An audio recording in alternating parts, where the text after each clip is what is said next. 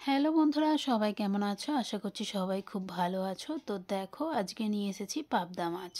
তো এই পাবদা মাছের দারুণ স্বাদের কালিয়া আজ আমি বানাবো, তো সেটাই তোমাদের সাথে শেয়ার করব। তো চলো পুরো ভিডিওটা দেখতে থাকো, আর ভালো লাগলে লাইক, কমেন্ট আর বন্ধুদের সাথে শেয়ার করে দিও।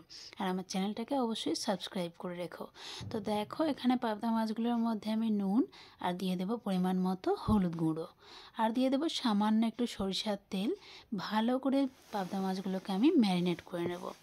তো এই আঁশবিহীন যে সমস্ত মাছগুলো রয়েছে তার মধ্যে রয়েছে পাবদা মাছ। তো এই মাছগুলোতে ভাজার সময় খুব ফাটে। তো তার জন্য এই সরিষার তেলটা যদি তুমি ম্যারিনেট করার সময় ইউজ করো, তাহলে মাছগুলো আর ভাজার সময় তেল ছিটকবে না। তো চলো দেখো, আমি এখানে মাছগুলোতে ভালো করে তেল হলুদ মাখিয়ে নিয়ে এবার ধনেপাতা কুচিয়ে নিচ্ছি। তো দেখো, ওদিকে রয়েছে চিংড়ি মাছ কাটা ধোয়া চলছে। তো তার রেসিপি তোমাদের কিন্তু আমি আগেই শেয়ার করে দিয়েছি। চিংড়ি মাছ দিয়ে কচু শাকের রেসিপিটা ভীষণ টেস্টি হয়েছে। তো যাও, আমার চ্যানেলে চলে যাও আর ভিডিওটা দেখে এসো। তো চলো, আজকে পাবদা মাছের কালিয়াটা কিভাবে বানাচ্ছি সেটাও দেখতে থাকো।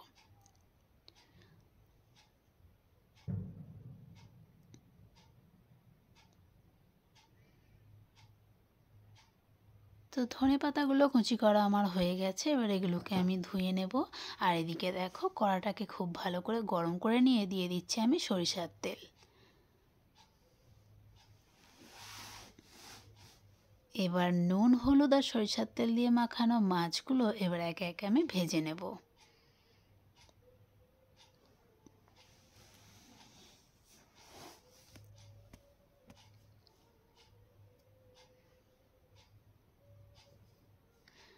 মাছগুলোর এক পিঠটা ভালো করে ভাজা হয়ে গেলে এবার আমি এগুলোকে উল্টে দেব।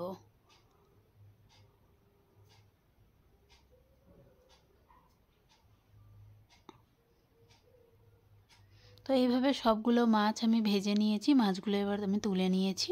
কড়াটাকে বেশ ভালো করে পরিষ্কার আবারও করে নিয়েছি। দিয়ে দিলাম আমি আরও বেশ খানিকটা তেল। এবার তেলের মধ্যে দিয়ে দিচ্ছি একটা তেজপাতা আর খানিকটা পাঁচ ফোড়ন দিয়ে দেব। ফোড়নটাকে সামান্য একটু নাড়াচাড়া করে ভাজা ভাজা করে নেব।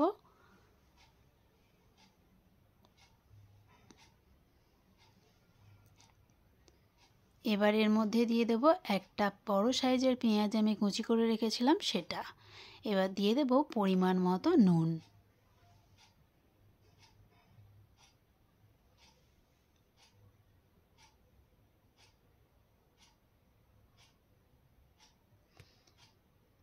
আর দিয়ে দেব পরিমাণ মতো হলুদ গুঁড়ো। এবার পেঁয়াজটাকে খুব ভালো করে আমি ভেজে নেব। পেঁয়াজটাকে এত ভালো করে ভাজতে হবে যাতে পেঁয়াজ যেন গোটা গোটা না থাকে। তো এবার আমি দিয়ে দিচ্ছি এর মধ্যে একটা টমেটো কেটে রেখেছিলাম সেটা দিয়ে দিলাম।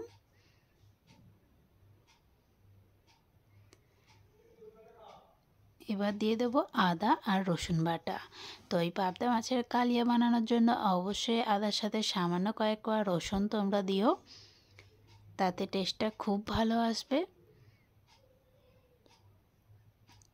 এবার মশলাটাকে খুব ভালো করে কষিয়ে নেব। এর মধ্যে দিয়ে দিলাম সামান্য পরিমাণে লঙ্কা গুঁড়ো।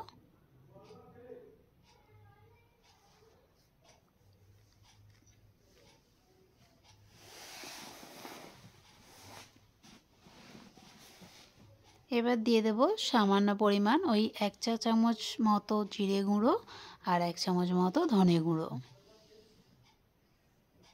এবার মশলাটাকে আরও বেশ খানিকক্ষণ ধরে কষে নেব।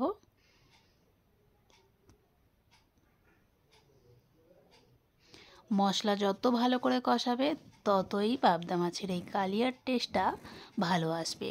তো দেখো, এখানে মশলা আমার একেবারে কষানো হয়ে গেছে। এবার দিয়ে দিচ্ছি পরিমাণ মতো জল। গ্রেভিটা তোমরা যেমন রাখবে তেমনই জলের পরিমাণ দিও। তবে এই পাবদা মাছের কালিয়া কিন্তু খুব পাতলা হলে ভালো লাগবে না, অবশ্যই একটু গাঢ় গাঢ় করো। এবার এটাকে আমি একটু ফুটিয়ে নেব।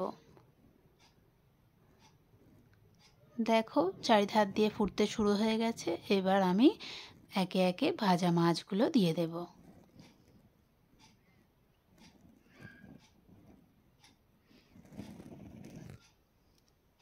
তো তো মাছগুলো দিয়ে খানিকক্ষণ মতো আমি ফুটিয়ে নেব।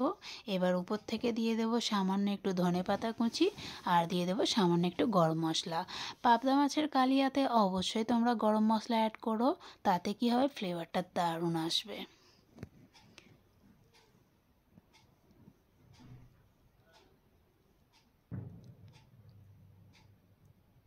তো এবার গ্রেভিটাকে একটু ভালো করে নাড়াচাড়া করে নিয়ে ফুটিয়ে নিলি আজকের পাবদা মাছের কালিয়া রেসিপি একদম আমার রেডি।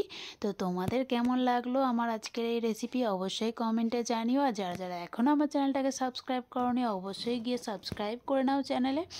আর যাও পাশে থাকা বেল আইকনটা অবশ্যই প্রেস করে নাও, যাতে নিত্য নতুন এরকম ভিডিও আমি আপলোড করলেই নোটিফিকেশানটা তোমাদের কাছে পৌঁছে যায়। তো কালিয়া তো আমার একেবারে রেডি, এটাকে আমি ঢেলে নিলাম।